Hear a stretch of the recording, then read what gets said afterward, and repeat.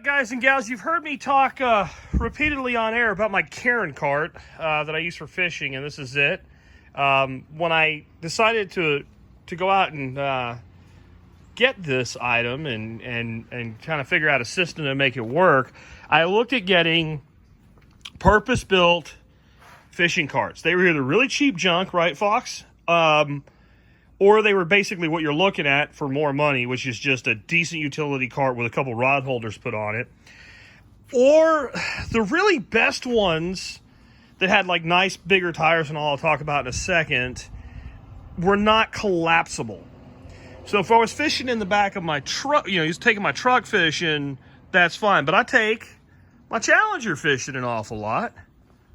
I like to drive it. I've had it for over a year. There's only 3,000 miles on it. So, I don't go a lot of places anymore since I work from home and all. So, fishing's one of the places I get to go. And it's got a really big trunk. But it does not have a big enough trunk to have something like that go in the back of it without being able to fold down. So, I needed something that folded down. The one weakness this thing has is also one of its strengths, is its tires.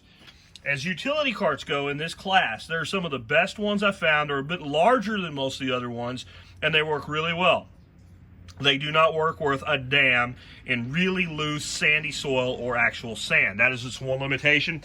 One of the places I fish has this weird little spot with like this little thing of sand. I have to drag it across it, and it works. But I wouldn't want to do it, any place where I really needed a cart in the first place. So this ended up being about the highest quality cart I could find that would collapse, that I didn't need to mortgage a kidney to buy. And since I don't do a ton of surf fishing, where I'd need a cart, where I go surf fishing in Texas, I can drive the truck right down to the water, right? Now I'm surf fishing, I'm taking a lot more gear, I'm going to bring my truck. In this case, this was about the best that there was. They're about 100 to 110 bucks. They have 26,000 reviews on Amazon with 5 stars. That's about as good as it gets, guys. So I picked it out because of its size and its quality. All I did was get a couple little rod holders. I have a link in the write-up on this where I got these, but it doesn't really matter, whatever you want to use. I got these because they had nice little standoffs on the back of them. And all I did was drill into this metal, a pilot hole, and then take some self-tapping screws and attach them. These are not really here so that you can fish with them like this because the cart rolls and what have you. I guess you could put little tire blockers under it or something like that. It's just so that when I'm using the cart to go fishing, I'm not trying to put the rods in the cart. They're actually nicely carried. When I built it, I went ahead and said, see if I like this. I see if I like using it and doing stuff with it, and I have. So I'll probably get another 2 rod holders and put them on the other 2 corners up in the front. Capacity was really, really important to me. And I don't like to have to go out and set rods up. So I like to be able to have my rods full size. With my car, I just drop that back seat and I'm able to put full size rods right in there. And there's plenty of room for like your 6-foot rods. If I was surf fishing or something, it'd be different. But the 6.5 foot, 5.5 foot rods, no problem fitting there. And then all that other gear can still fit in here. Here's what I take. I take a pretty decent sized cooler. And that lets me, have some legitimate amount of ice, couple beers, maybe bring a Bluetooth speaker, listen to some music. I take my in-ground rod holders. These are made by a company called Sea Striker. I'll be doing a review on these for you soon. I love these. I love the way they kind of fit together that way. You usually take a releasable zip tie and keep them locked together like this. I thought about just setting these in here somehow, and I just think that eventually that's going to put a hole in the canvas. And if you somehow figured out a way to mount these that was removable, it's just going to be a pain in the ass. So I don't do that with them. I just throw them together like that and put them in there.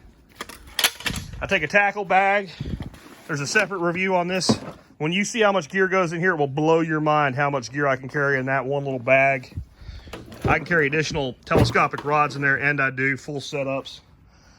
I take a chair. There's plenty of room. I could carry a second chair if I had a buddy fishing with me. That's why I'm going to add another set of rod holders, because sometimes I have buddies go with me. 2 rods is plenty for fishing like I'm talking about here. And then I take a 5-gallon bucket. A lot of times, I have a different setup. I just grabbed this one to show you out of the garage here. I have one where I have 2 buckets, and one of them's got a bunch of holes drilled in it, so it works like a bait bucket, and it can sit in the water. You can also fill up one bucket, put it inside the other. And I use that when I'm bringing fish home, in addition to the little laundry basket that I have as well, that I've done a different review on. But the reason I like using these buckets for that is, number one, if you have this sitting here and you have some little knickknacks and stuff to take along with you that aren't in your bag, you can throw them up on here and they don't fall off because they have this recessed lid. The other reason is because if you take one of these and put it inside another bucket, unlike like a Home Depot or a Lowe's bucket, they don't suction together and never come apart ever again. And because they're black, they're UV stabilized, more stable, I should say, instead of stabilized. And that means they don't get brittle as fast as regular 5-gallon buckets and break and fall apart on you either. So that's what I use there. Again, rods come out, real simple. I go in the car. And I can't really completely do this, I don't think, with one hand, but maybe I can. There's a little release right here. You grab this, boom. And then right there, it folds up like that. So even one-handed, you can put it away. That fits right in the back of the car. Weighs like 20 pounds, something like that. And then setting it up is as easy as it gets. And I don't know, guys, I can't see going out and spending hundreds and hundreds of dollars when this does what I need well enough. Again, if I was dedicated surf fisherman, I don't get to surf fish that often. If I was going every day or something, I'd buy a much better cart, and I'd always take the truck or what have you. If you have like a car, or like my wife has a Subaru, you know, there's only so much room in the back of that thing, especially if somebody's sitting in the back of it. Man, this just expanded my fishing range so much.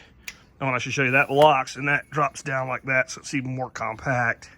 And I like that it locks, it doesn't flop around. And it locks into a holder here too. So it's just expanded my range. So many places that it wasn't I couldn't fish. I couldn't, you know, sit in a chair and drink a beer and listen to some music and bring fish home. Because the big thing I do is bring fish back here for my ponds and my aquaponics systems. And if you take this 5 gallons and put 4 gallons of water, and that's about 33 pounds of water you're adding to your trip home, riding in the Karen cart, no big deal.